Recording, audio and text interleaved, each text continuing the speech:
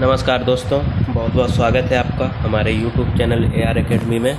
तो दोस्तों, आज हम आपके लिए सॉइल साइंस का चौथा पार्ट लेकर आए हैं और बहुत ही इम्पोर्टेंट है। आज हम सॉइल प्रोफाइल के बारे में पढ़ेंगे निमराज सुंदा से, और बहुत ही इम्पोर्टेंट टॉपिक है ये सॉइल साइंस में भी और हर जगह काम आएगा आपके ये। तो चलिए शुरू करते हैं। शुरू करने से पहले जो भी हमारे चैनल से नए जुड़ रहे हैं वो हमारे चैनल को सब्सक्राइब करें और वीडियो को लाइक ज़रूर करें। और दोस्तों, जैसा कि आपका एग्ज़ाम जल्दी आने वाला है, तो कल से हम आपके लिए फिर से जो प्रैक्टिस सेट की सीरीज़ चल रही थी उसको हम कल से फिर चालू करेंगे, और जिससे आपकी जितनी तैयारी हो आप देख सकें आपकी कितनी तैयारी हो चुकी है, जिससे आपको पता हो कि आप अच्छे से तैयार हैं पेपर के लिए, एग्ज़ाम के लिए या नहीं, या कहाँ कमी आ रही है या फिर किस सब्जेक्ट में आपकी कमी आ रही है। तो हम कल से आपको फिर से प्रैक्टिस सेट प्रोवाइड कराएंगे और सीरीज चलाएंगे ऑब्जेक्टिव क्वेश्चंस की, जितने ज़्यादा से ज़्यादा हो पाएंगे। अब हम 15 दिन में जितने क्वेश्चन हम आपको करा पाएंगे कराएंगे, सारे सब्जेक्ट से रिलेटेड इंपॉर्टेंट जो भी होंगे। तो चलिए शुरू करते हैं। तो सबसे पहले सॉइल प्रोफाइल होता क्या है? A vertical section of a soil through all its horizon and extending into the parent material and the individual layers are regarded as horizons.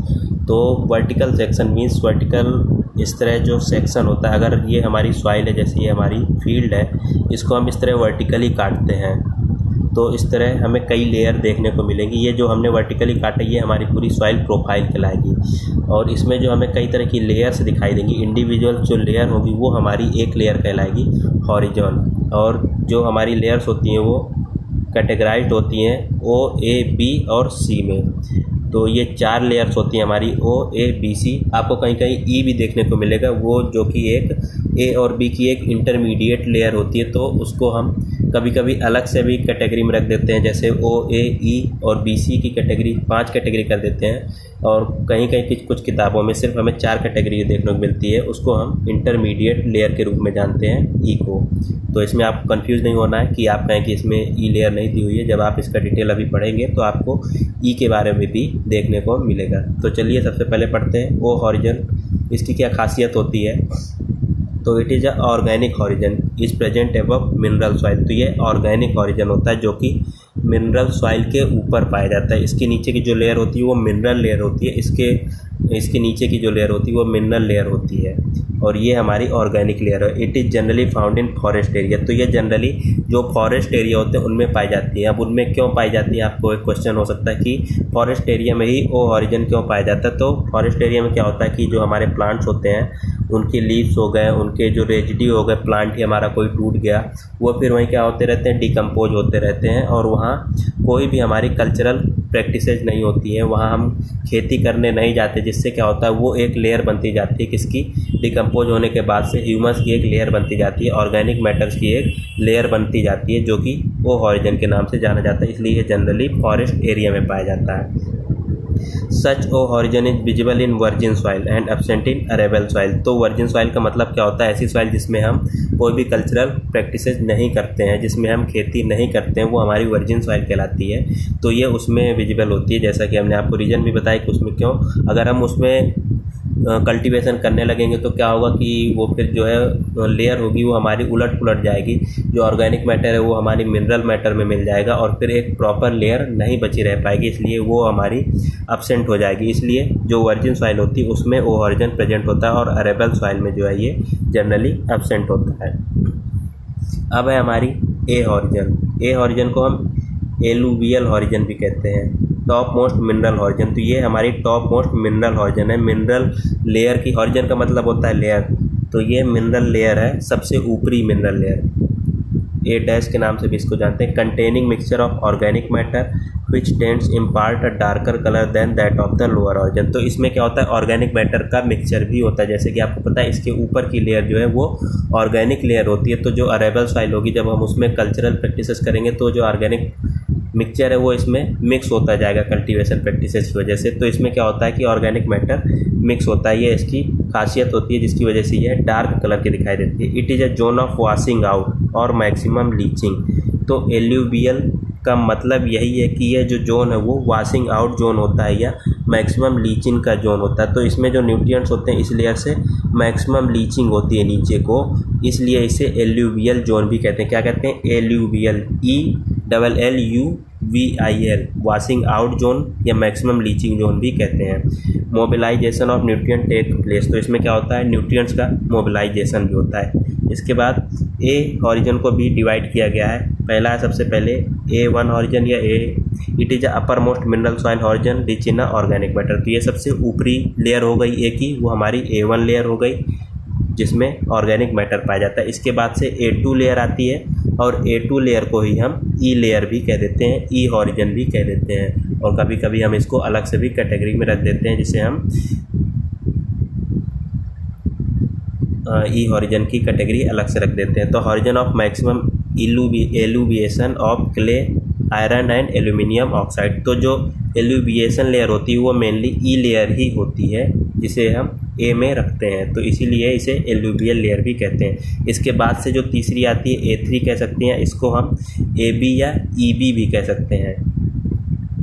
इसके बाद जो लेयर आएगी वो हमारी B होगी, तो इसी वजह से इसको, ये A और B के बीच की लेयर होती है, इस वजह से इसको हम AB लेयर भी कह देते हैं या फिर EB लेयर भी कह देते हैं। ट्रांजिशन हॉरिजन बिटवीन A और E एंड B, तो ये इसके ये E आ गई। देखिए सबसे पहले मान लीजिए ये O लेयर हो गई है, इसके बाद से A लेयर हो गई। A लेयर भी हमारी 3 में डिवाइड होती है, कौन कौन सी? A1, A2 और A3 मान लीजिए हो गई। ये A1 हो गई, A2 को हम E लेयर कह देते हैं, और ये A3 जो हो गई इसके बाद से हमारी जो आएगी वो B लेयर आएगी। तो ये A3 जो हो गई वो B और E के बीच की है, तो फिर इसे कह सकते हैं B या A के बीच की लेयर होती है, इसलिए इसे ट्रांजिशन लेयर कहते हैं।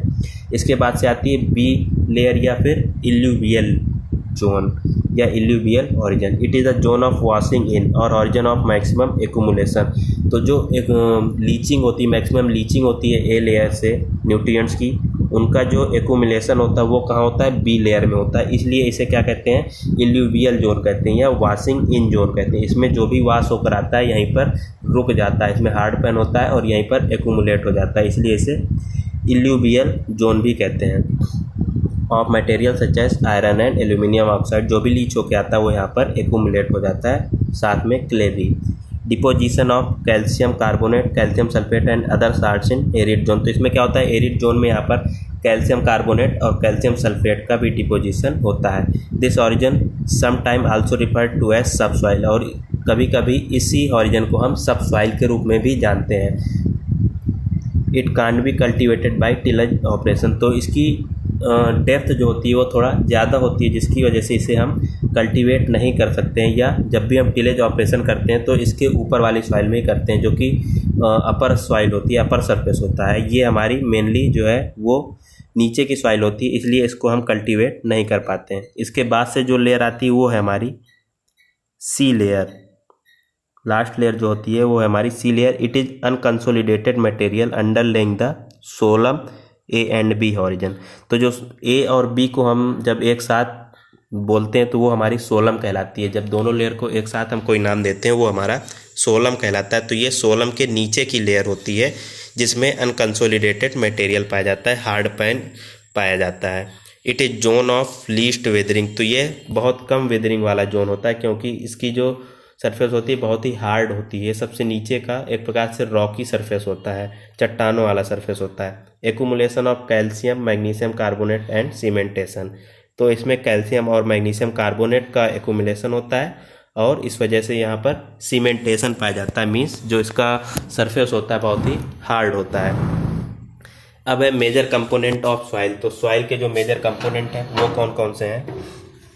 सबसे पहले हमारा मिनरल, तो जो सॉइल में होता है सबसे ज़्यादा वो मिनरल होता है 45% लगभग। उसके बाद है ऑर्गेनिक मैटर लगभग 5%, और फिर एयर स्पेस और वाटर स्पेस 50% में होता है। 25% एयर होता है और 25% वाटर होता है। ये एक जनरल है, ये दोनों डिपेंड करता है एक दूसरे पे। जैसे हमारे सॉइल पार्टिकल्स हो गए, अगर इसमें मान लीजिए ये जो प्लेस है यहाँ पर हमारा वाटर और एयर पाई जाएगी, 25-25 हम एक रेशियो लेकर चलते हैं। अगर मान लीजिए हमारा यहाँ पर 45% वाटर है तो उसमें सिर्फ इतना स्पेस बचेगा कि 5% वहाँ पर एयर होगी। मतलब 50% के अंदर ही हमारा एयर और वाटर को रहना है, वो फिर कितना भी हो। अगर 49% वाटर है तो फिर वहाँ पर सिर्फ 1% एयर होगी। अगर वहाँ पर हमारा 45% एयर है तो फिर वहाँ पर सिर्फ 5% वाटर होगा। ये दोनों एक दूसरे पर डिपेंड करते हैं। अब है चलिए प्रॉपर्टीज ऑफ सॉइल पे भी डिस्कस करते हैं। आज हम सबसे पहले पहली प्रॉपर्टीज पर डिस्कस करेंगे, इसके बाद नेक्स्ट लेक्चर पर डिस्कस करेंगे। सबसे पहले हमारा सॉइल टेक्सचर। तो सॉइल टेक्सचर क्या होता है? Soil texture refers to the relative proportion of various types of soil particle. तो ये क्या होता है? रिलेटिव प्रोपोर्शन होता है, मीन्स एक प्रकार जिसे रेशियो कह सकते हैं। सॉइल पार्टिकल्स जो होते हैं उनका एक रेशियो होता है कि किस रेशियो में कौन सी सॉइल में हमारे सॉइल पार्टिकल्स पाए जाते हैं। It refers to the size of the soil particles. तो साइज पे भी ये डिपेंड करता है।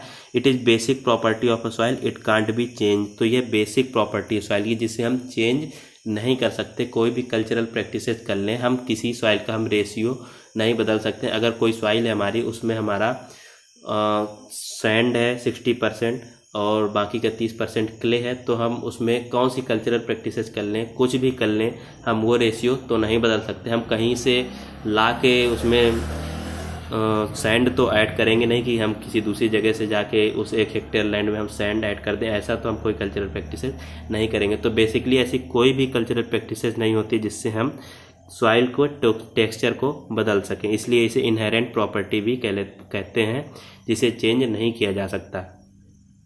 Mechanical analysis of soil separate soil particles को कहते हैं। That is the percentage of sand, silt and clay it done by hydrometric method. तो जो मैकेनिकल एनालिसिस होता है जिससे हम सैंड, सिल्ट और क्ले का परसेंट देखते हैं, वो हमारा हाइड्रोमेट्रिक मेथड के द्वारा होता है। अब है classification of soil particles.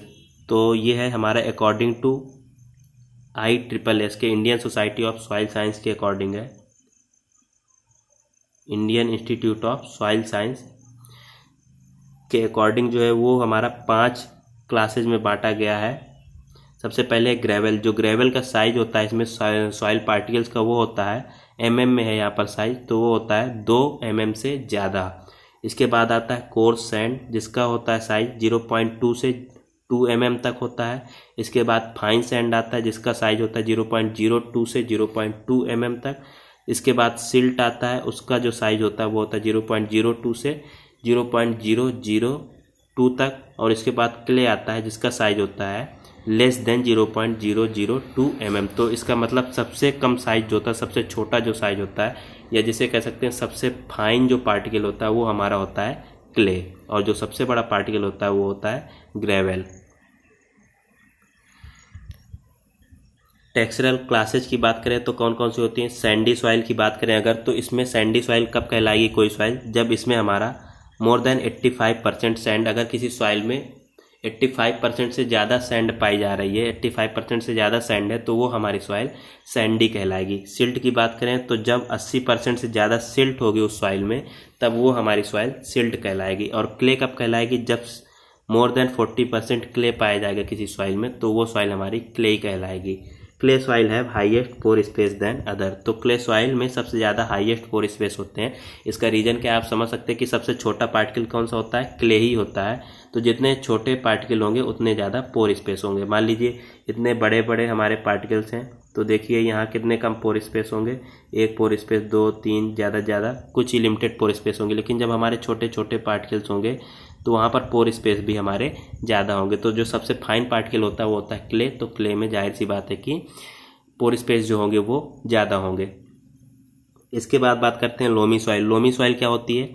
These are the best for agricultural production because they retain more water and nutrient than sandy soil. तो ये एग्रीकल्चर प्रोडक्शन के लिए सबसे अच्छी सॉइल मानी जाती है। कौन सी? लोमी सॉइल, क्योंकि इनमें न्यूट्रिएंट और वाटर की जो होल्डिंग कैपेसिटी है वो सबसे अच्छी होती है, सैंडी सॉइल से अच्छी होती है। Sustainable for most of the crop, और मोस्ट ऑफ द क्रॉप के लिए ये अच्छी होती है ग्रो करने के लिए। Have better drainage, aeration and tillage properties than clay soil. और इसका जो ड्रेनेज होता है, एरेशन होता है और टिलेज, सब कुछ क्ले से अच्छा होता है। तो लोमी सॉइल बेसिकली होती क्या है? लोमी सॉइल वह सॉइल होती है जिसमें कि सैंड, सिल्ट और क्ले का एक प्रोपोर्शन होता है, अच्छा प्रोपोर्शन होता है। उसमें क्ले भी पाया जाता है, सैंड भी पाया जाता है और सिल्ट भी पाया जाता है, जिसकी वजह से ये सॉइल सबसे अच्छी मानी जाती है। अगर सिर्फ क्ले सॉइल होगी तो उसका पोर स्पेस तो ज़्यादा होंगे, लेकिन वो एक प्रकार से जब उसमें पानी होगा तो उसमें एक परत बन जाएगी ऊपर। जैसे आपने देखा होगा चिकनी मिट्टी जो आपने देखी होगी, उसमें क्या होता है अगर पानी डालो तो ऊपर एक परत बन जाती है, लेयर बन जाती है वो, क्योंकि उसमें ज़्यादा पोर स्पेस होते हैं, उसमें सिर्फ और सिर्फ क्ले ही क्ले होता है इस वजह से। लेकिन जब उसमें थोड़ा सैंड भी होगा, उस क्ले में थोड़ा सैंड मिला दो तो उसकी क्या है कि उसकी जो वाटर होल्डिंग कैपेसिटी है वो तो बढ़ ही जाएगी, साथ में अन्य प्रॉपर्टीज भी बढ़ जाती हैं जिसकी वजह से वो अच्छी हो जाती है। तो लोमी सॉइल बेसिकली यही होती है कि उसमें सैंड, सिल्ट और क्ले का एक अच्छा प्रपोर्शन होता है जिसकी वजह से ये सबसे अच्छी मानी जाती है। इसके बाद है हैवी सॉइल। हैवी सॉइल क्या होता है? The clay soil imparts cohesion and दो हैवी सॉइल और लाइट सॉइल होता है कि आपको पहले बता दें एक कि ये एक वेट के बेसिस पे इसको हैवी सॉइल या लाइट सॉइल नहीं कहा जाता है। हैवी सॉइल और लाइट सॉइल कहा जाता है किसी सॉइल को जब हम उसमें कोई इम्प्लीमेंट करते हैं। मान लीजिए हम उसमें कोई कल्टीवेटर लगा रहे हैं किसी सॉइल में, तो कितना रेजिस्टेंस मिल रहा है कल्टीवेटर को, कितना अवरोध हो रहा है। मीन्स सीधे सीधे अगर मोटी भाषा में कहें तो कह सकते हैं कि बहुत कड़ा होकर कल्टीवेटर जा रहा है या बहुत आसानी से जुताई हो जा रही है, बहुत डिफ़िकल्टी हो रही है कल्टीवेटर करने में या जुताई करने में। तो जो डिफ़िकल्टी होती है उस लेवल से हम सॉइल को हैवी कहेंगे, और अगर आसानी से चल रहा है कल्टीवेटर उस सॉइल में तो हम सॉइल को लाइट कहेंगे। ना कि हम उसको वेट के आधार पर कि ये सॉइल का वेट 10 ग्राम है और दूसरी सॉइल का 20 ग्राम है तो 10 ग्राम वाली हमारी लाइट कहलाएगी और 20 वाली हैवी, ऐसा नहीं है। उसके रेजिस्टेंस के आधार पर इसको हम जज करते हैं। The clay soil imparts cohesion and stickiness and fine texture to the soil. तो क्ले क्या करती है कि कोहेशन जो होता है और स्टिकनेस जो होता है वो सॉइल के लिए ज़्यादा होता है। इंड्यूस्ड रेजिस्टेंस जो कि रेजिस्टेंस को बढ़ा देता है to the passage of implement. Means कोई इम्प्लीमेंट हम उसमें करते हैं तो उसके लिए वो क्या करता है बेसिकली रेजिस्टेंस को बढ़ा देता है, अवरोध को बढ़ा देता है। यही अवरोध की वजह से ये सॉइल हमारी क्ले सॉइल जो है वो क्या कहलाती है? हैवी सॉइल कहलाती है। In other word it makes the soil heavy, इसीलिए इसको हैवी सॉइल कहते हैं। These soils are suitable for cotton, rice and sorghum. और जो हैवी सॉइल होती हैं वो कॉटन के लिए हो गया, राइस के लिए हो गया और सोरगम के लिए अच्छी होती हैं basically. Light soil in comparison to clay soil, sandy soil offers little resistance. Sandy soil जो होती है मीन्स बालू में अगर आप कल्टीवेटर करेंगे तो आसानी से हो जाएगा, उसमें कोई भी अवरोध आपको नहीं मिलेगा, इम्प्लीमेंट बहुत ही आसानी से उसमें चलेगा। तो ये हमारी लाइट सॉइल कहलाती है। Offers little resistant to implement and called light soil, इस वजह से ये लाइट सॉइल कहलाती है। Light soil suitable for groundnut, potato, tobacco and legumes. तो लाइट सॉइल जितनी भी हमारी अंडरग्राउंड क्रॉप है उन सब के लिए बेसिकली अच्छी होती है, क्योंकि अगर अंडरग्राउंड क्रॉप में क्या हुआ कि हैवी सॉइल हुई तो अगर उसमें पानी पड़ेगा तो वो जम जाएगी हमारी और बहुत ही टाइट हो जाएगी, जिसकी वजह से फिर उनका जो ग्रोथ है अंडरग्राउंड क्रॉप की, प्रोडक्ट की, वो अच्छे से नहीं हो पाएगी। इसलिए जो अंडरग्राउंड प्रोडक्ट होते हैं उनके लिए हमारी लाइट सॉइल ही बेसिकली अच्छी मानी जाती है। साथ में टोबैको और लेग्यूम्स के लिए भी लाइट सॉइल अच्छी होती है। Hence the term heavy and light refers to the degree of resistance. इस तरह जो अभी हमने आपको पहले बताया था कि जो टर्म हैवी और लाइट है वो डिग्री ऑफ रेजिस्टेंस के आधार पर रिफर किया गया है। ऑफर्ड बाय सॉइल, जो कि सॉइल के द्वारा ऑफर्ड किया जाता है किसको? इम्प्लीमेंट्स के लिए, but not to weight, weight के अकॉर्डिंग नहीं। In fact the heavy soil weights less than, जो हैवी सॉइल होती है अगर आप क्ले को नापेंगे तो उसका जो वेट होगा वो कम होगा, वहीं अगर आप सैंड को नापेंगे तो उसका वेट ज़्यादा होगा। तो इसलिए वेट के आधार पर इसको जज नहीं करते हैं। अगर इक्वल वैल्यू में आप लेंगे तो क्ले का वैल्यू में आपको क्ले का वेट जो है आपको कम मिलेगा और जो सैंड है उसका ज़्यादा मिलेगा। लेकिन जो रेजिस्टेंस है उसमें सैंड में कम होगा और क्ले में रेजिस्टेंस ज़्यादा होगा, जिसकी वजह से क्ले को हम हैवी सॉइल कहते हैं और जो हमारी सैंड है उसको हम लाइट सॉइल कहते हैं। तो दोस्तों ये था आज का हमारा सॉइल साइंस का चौथा पार्ट। तो इसको अच्छे से पढ़िए, बहुत ही इम्पॉर्टेंट पार्ट है ये, जो हमने आपको खासकर इल्यूविएशन और एलुविएशन में आपको कंफ्यूज नहीं होना है। एलुविएशन ए मीन्स जिसमें ई लगा है, उसमें क्या होता है कि सबसे पहले वॉशिंग आउट होता है। जाहिर सी बात है जब कहीं से कोई चीज़ जाएगी तभी दूसरी जगह जाके रुकेगी, तो सबसे पहले क्या होगा कि वॉशिंग आउट होगा, जो न्यूट्रिएंट्स हैं उनकी लीचिंग होगी, उस लेयर से दूसरी लेयर में जाएंगी तभी जाके दूसरी लेयर पे रुकेंगी। तो सबसे पहले जो ए लेयर है ऊपरी लेयर से क्या होता है कि वॉशिंग आउट होता है, उसके बाद से फिर क्या होता है कि नीचे जाके वॉशिंग इन होता है या वहाँ पर एक्यूमुलेट हो जाता है, इकट्ठा हो जाता है।